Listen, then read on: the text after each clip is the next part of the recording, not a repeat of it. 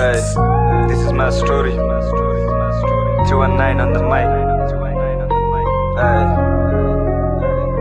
let's go. म एउटा यात्री जसलाई छैन कोही सुझाव दिन आँधीको छाल जस्तै बिलाउँदैछु समुद्रमा मायाको भोग जस्तो लाग्ने गर्छ बुढ्यौलीमा त्यस्तै भोको सोच मेरो चन्द्र छुने जुनेलीमा गरेरै काम भोको पाल्नु पर्यो पेट नाङ्गो ज्यानले भन्यो मेरो इज्जत ढाकिदे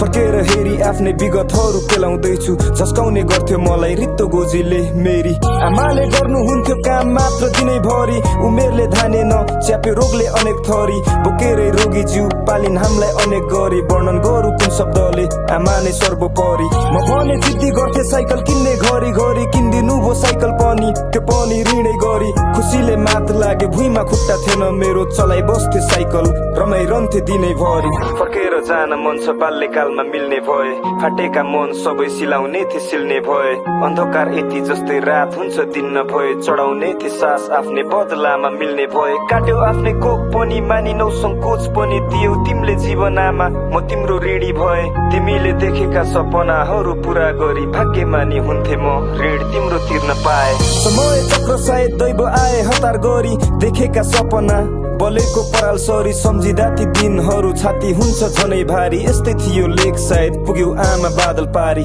अध्यारो चारैतिर पाइला अघि बढाउँ भन्दा त्यो दिनदेखि सिके सम्हालिन आफ्नै दममा सुनाए जति मेरो विगतको थोपा हो जम्मा समय पल्टाइ हेर म डुबेको समुद्रमा त्यसैले प्राय जसो बस्ने गर्छु एकान्तमा सुनाउन मनै छैन मेरो आफ्नै वेदना छ बिर्सेको छैन आमा तिमीले दिएको संस्कारहरू मानव हुन्छ मानवताले त्यसको अझै चेतना छ गाएको होइन गीत मैले आफैसँग वार्तालाप गरिरहेको छु काम भोलि समाजमा छाप छोड्छु बितेनी विगत वर्तमान मेरो एकान्तमा कोसिस छ बितोस् भोलि मेरो सबको माझ